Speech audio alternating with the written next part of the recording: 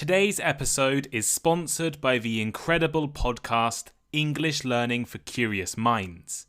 If you haven't listened to English Learning for Curious Minds before, I really encourage you to go and check it out. It is a fantastic podcast designed to help you improve your English fluency, comprehension, and skills.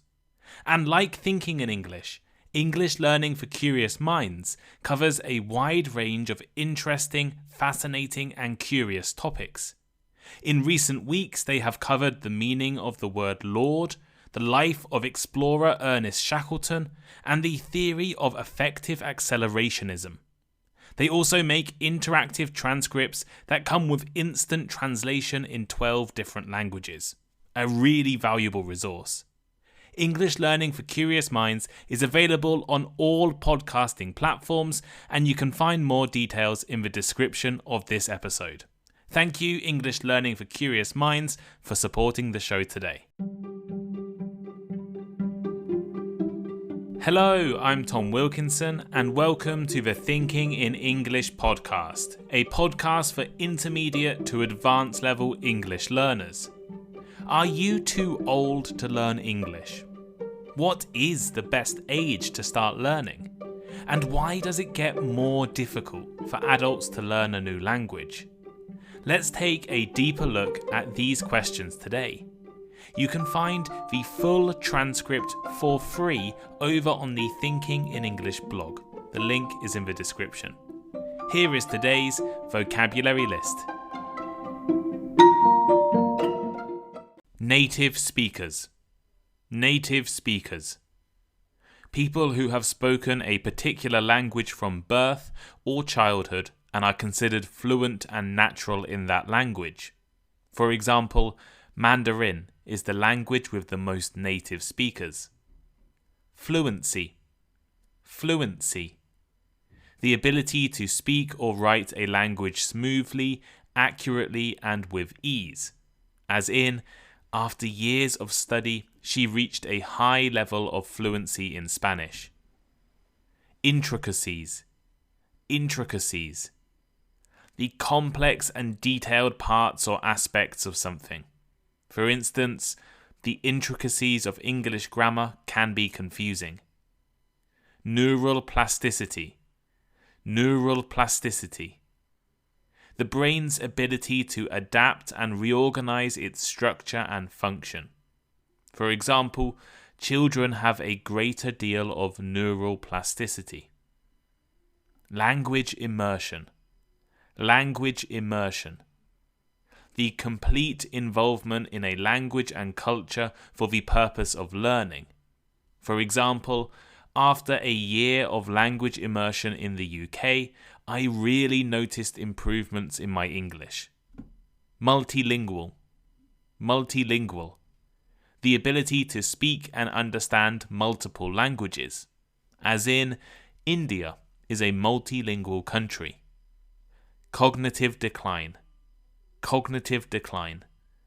The gradual loss of cognitive abilities, often associated with aging. For instance, language learning can help prevent some of the effects of cognitive decline.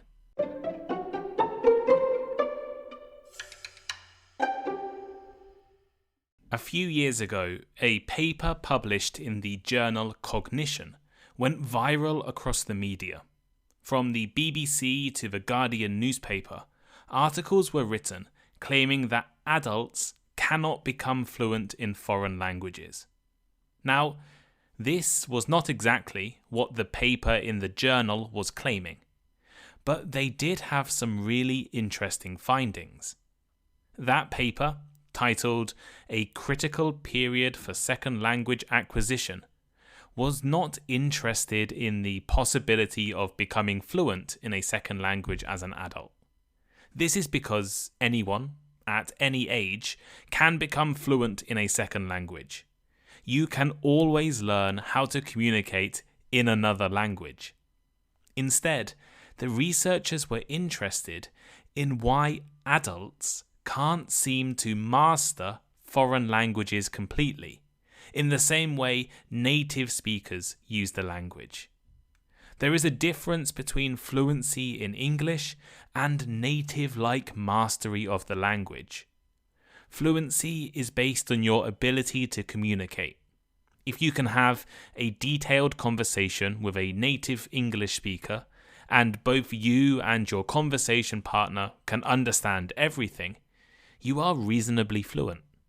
This doesn't mean you are a perfect speaker. Many fluent speakers of English still make mistakes native speakers would never make. Perhaps using the wrong term to describe something, using an unnatural sounding phrase, or using grammar incorrectly. These things don't mean you are not fluent, but they mean you don't have native level proficiency. This is what the researchers writing in the Cognition Journal were interested in: the inability of adult language learners to become native-like in their language skills. Why can an 11-year-old move country, learn a new language, and be able to sound like a native, but a 30-year-old will always sound like a non-native speaker, even if they have a very high level of proficiency? The key finding in the research was that depending on the age you start learning a language, your ability to master certain parts of grammar changes. Many of you have probably heard about the critical period or window hypothesis, which suggests that children have a unique advantage when it comes to language acquisition. Young children seem to absorb languages effortlessly, often becoming bilingual or even multilingual without much formal instruction. This phenomenon has led to the belief that there's an ideal age for language learning, and if you miss that window, you're out of luck. Now, the first thing I want to say is that you're not out of luck. In fact, research has shown that if you take people of different ages, ask them to learn a language, and give them the same amount of time, resources, and instructions, the adults always learn quicker. In fact, it takes children decades to become proficient and advanced speakers of their own language. Yet adults can often become proficient speakers of a foreign language in just a few years. So, it is not true that after the critical window you can never become fluent. But what seems to be true is that you may never be able to fully master the grammar. Over the past 4 or 5 years, I have spoken with hundreds, maybe even thousands of non-native English speakers. I've had incredible, deep and complex conversations with incredibly intelligent people. Despite the advanced vocabulary and complicated sentence structures being used, I've noticed that some of the simplest English grammar seems to be the hardest for people to learn or use correctly. I have 2 good examples of this. First, many people seem to struggle with the difference between a and the, despite it being one of the first things you learn in a grammar textbook. This is a difference between indefinite and definite articles, something that isn't present in every language, and seems to cause people issues.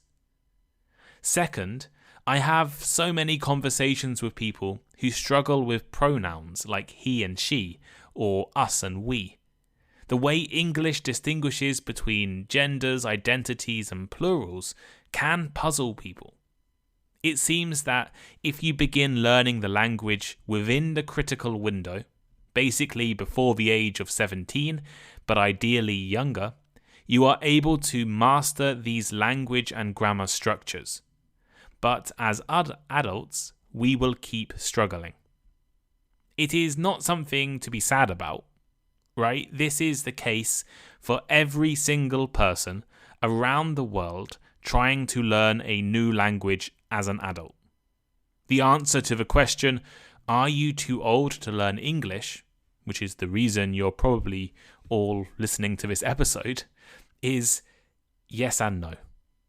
Yes, most of you listening are probably too old to reach native English fluency, master the full intricacies of English grammar, and speak with the perfect accent.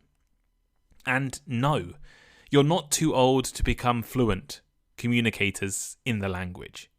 You can all reach really high levels of fluency, be able to express complex ideas in English, and build a vocabulary better than many native speakers. You are all able to become fluent speakers. But why do adults struggle to master grammar, but children can do it to a native-like level? Well, there is no definite answer, and linguists and scientists are still debating various different theories.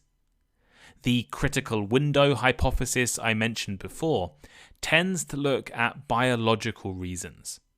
The suggestion is that children's brains are simply better at learning, and as children get older, the brain kind of turns off this ability to learn. Children do have more neural plasticity, which means their brains are exceptionally adaptable and open to new information. This makes it easier for them to acquire new languages effortlessly. Adult brains are thought to become less adaptable and less open to language learning, meaning that we require a greater degree of effort. Another theory is that as you increase your proficiency in your own native language, it interferes with your ability to learn another language. As adults, we have well-established language patterns in our native tongue. These patterns can interfere when learning a new language, leading to interference errors, where elements of one language unintentionally creep into the other. Children don't really have these patterns to the same extent. Another big reason it becomes harder to learn languages as an adult is due to social changes. Research suggests that at around the age of 18, it becomes much more difficult to learn new languages perfectly. What else happens at the age of 18? You finish school. You go to university. You get a job. You have to pay rent. You have to pay taxes. Your entire existence changes. You no longer have the freedom, time, space, and opportunities to learn all the time. However, it is important to remember that it is not impossible to learn a language as an adult. It is possible. While research suggests that your ability to master grammar might change, your ability to learn new vocabulary doesn't. And you can become fluent and highly proficient at any age. You just may never get the perfect British accent or be able to use or the in the way I can.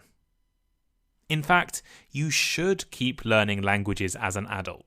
There are so many benefits to learning English or any other language. Learning a language challenges your brain and keeps it sharp. Research has shown that bilingual or multilingual individuals often have better problem-solving skills and a reduced risk of cognitive decline. By learning a language, you gain access to cultural knowledge and insight. You can better understand the customs, traditions, literature, and history of the communities that speak that language. Learning a new language allows you to connect with a broader range of people. As an adult, you may have international colleagues, friends, or family members with whom you'd like to communicate more effectively. Learning their language not only improves communication, but also improves your relationships. Traveling becomes a more immersive and rewarding experience when you can communicate with locals in their native language. In today's globalized world, many employers value employees who are multilingual. Learning a language can enhance your career prospects and open up opportunities for international assignments or collaborations. Learning a language is a journey of personal growth. It teaches patience, perseverance, and the ability to embrace challenges. Overcoming these challenges can boost your self-esteem and confidence. Language learning is also a lifelong process. It encourages you to stay curious and engaged throughout your life.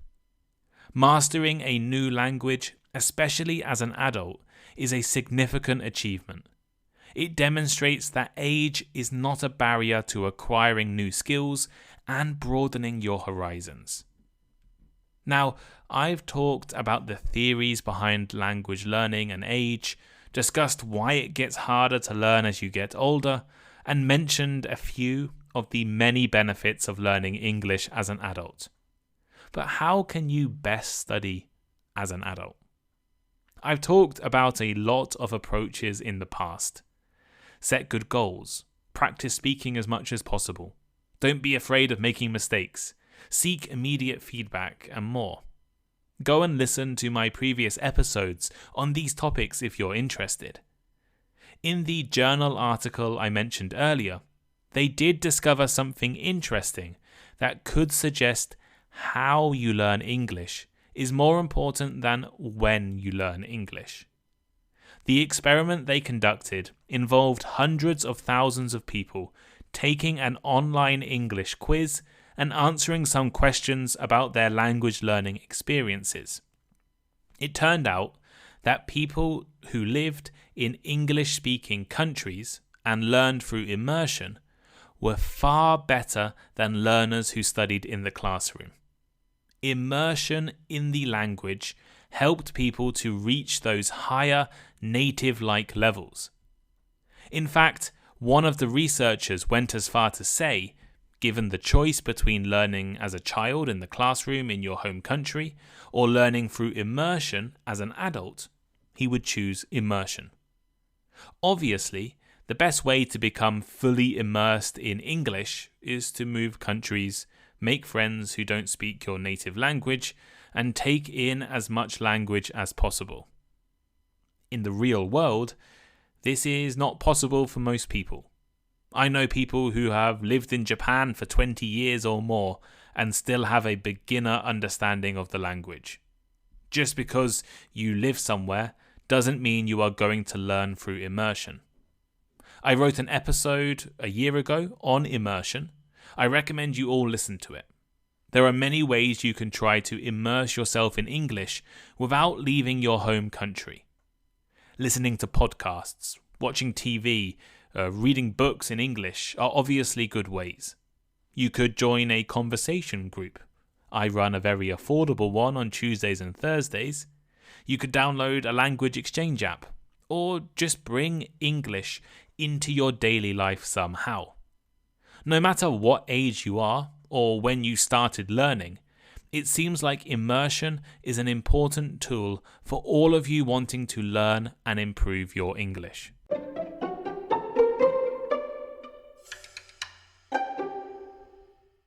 Here is today's final thought. Are you too old to learn English? No, you are not.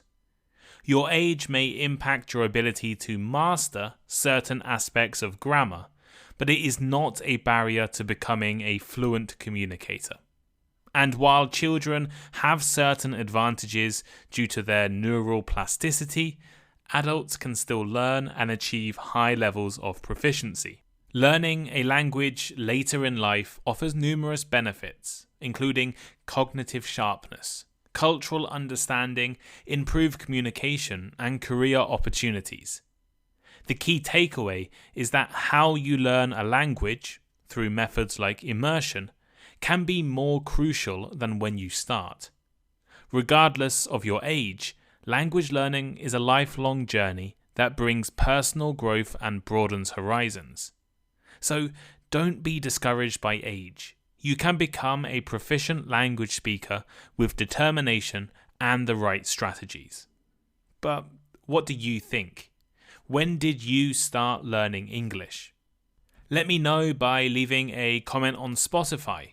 Leave a comment on the Thinking in English transcript over on the website, or reach out and send me a message on Instagram or on Patreon. Patreon is the best way to support Thinking in English, and if you're a member, you can access our interactive transcripts, extra vocabulary lists, vocabulary activities, as well as all the conversation clubs and more. So go over to Patreon and subscribe, and please support me. Thank you all for listening, and I'll see you all next time. Goodbye.